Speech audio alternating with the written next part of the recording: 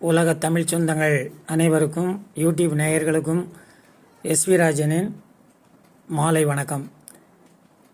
இன்று வீடியோ பதிவு செய்ய கொஞ்சம் தாமதமாகிவிட்டது, அதற்காக வருந்துகிறேன்.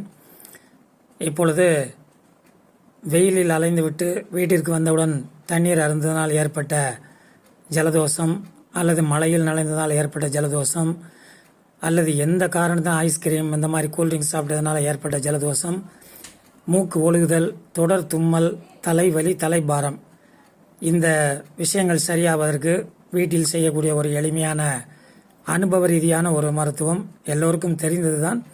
இருந்தாலும் நான் சொல்கிறேன், தெரியாதவர்கள் தெரிந்து கொள்ளட்டும்.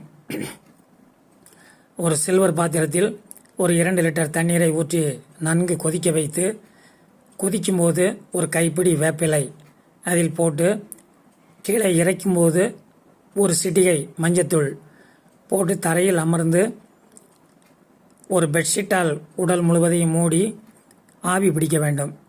உடல் நன்கு வேர்க்கும் வரை ஆவி பிடிக்க வேண்டும். உங்களுக்கு எவ்வளவு முடியுமோ அவ்வளோ நேரம் அந்த பெட்ஷீட்டில் உள்ளேயே இருக்கணும்.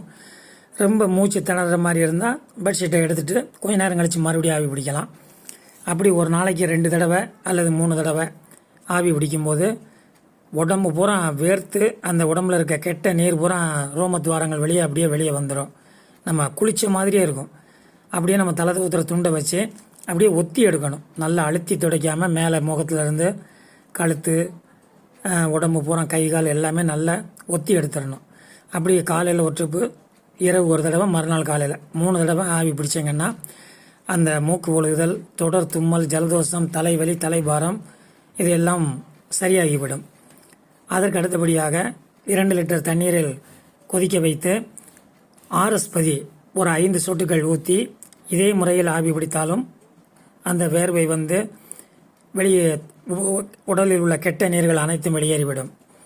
அதற்கடுத்து யூக்கலிப்டஸ் தைலம், இந்த 3இல் ஏதாவது ஒன்றை நீங்கள் செய்யலாம். யூக்கலிப்டஸ் தைலத்தை ஒரு 5 சொட்டு கொதிக்கிற தண்ணீரில் ஊற்றி இதே மாதிரி பெட்ஷீட்டால் மூடி ஆவி பிடிக்கும் பொழுது உடல் மிகவும் லேசாக இருக்கும். நன்றாக தூக்கம் வரும்.